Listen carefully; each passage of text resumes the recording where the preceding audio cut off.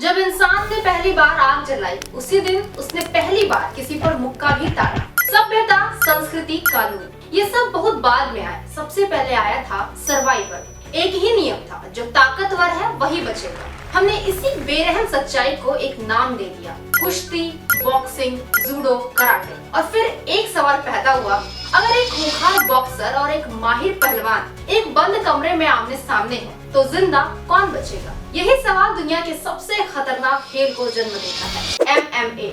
लड़ाई कोई खेल नहीं थी, वो इंसान की आदिम भूखी थी। मेसोपोटामिया की रेत में राजा ताकत साबित करने के लिए कुश्ती लड़ते थे, पर ये मुकाबले तय होते थे, यानी राजा कभी हारता ही नहीं था।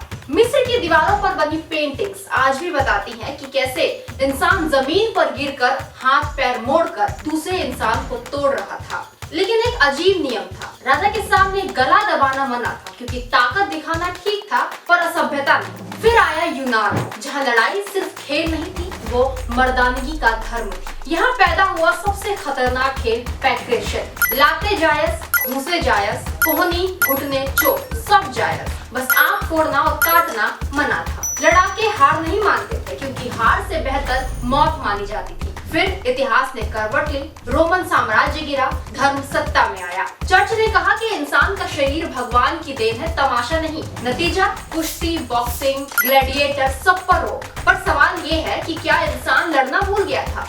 तो नहीं, बस लड़ाई अब छुपकर होने लगी थी, सेनाओं में, योद्धाओं की ट्रेनिंग में। यहीं से लड़ाई एक विज्ञान बनी, तकनीक, संतुलन, धैर्य। भारत में वज्र मुष्टि मुग्दर अखाड़े, चीन में मठ और ध्यान के साथ मार्शल आर्ट, जापान में कवच पहने योद्धाओं के लिए जुजुत्सु, जहाँ ताकत नहीं जोर तोड़ना मायने रखता था। 20वीं सदी आई, दुनिया छोटी होने लगी, लोग सफर करने लगे और साथ लाए अपनी लड़ाई की कला। बॉक्सर बनाम पहलवान, कराटे बनाम जूडो। लोग हंसते थे, इसे सर्कस कहते थे, लेकिन ये सर्कस नहीं था, ये आने वाली तूफान की आहट थी। एक आदमी ने इस सब को समझा, उसने कहा लड़ाई पानी जैसी होनी चाहिए, जो काम आए वही रखो।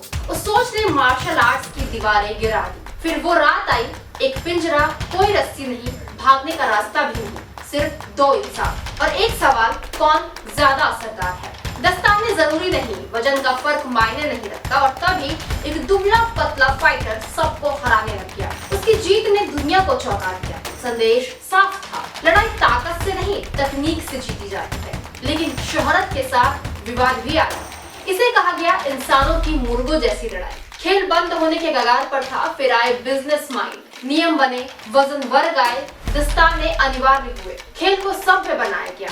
और फिर टीवी पर एक रियलिटी शो आया। दो फाइटर्स की एक लड़ाई ने इतिहास बदल दिया। यहीं से MMA मुख्य धारा में आ गया। ये सिर्फ एक खेल नहीं था, ये ग्लोबल एंटरटेनमेंट बन चुका था। महिलाएं आई और दुनिया की सोच बदल गई। MMA खून खराबा नहीं है, ये इंसान की असली परीक्षा है, जहाँ ताकत, तकनीक और धैर्य तीनों की जरूरत होती है। यह हमें याद दिलाता है कि इंसान जानवर से बेहतर तब है जब वो अपनी हिंसा को नियंत्रण में रखता है। आप क्या सोचते हैं, क्या MMA बर्बरता है या इंसान की सबसे ईमानदार परीक्षा?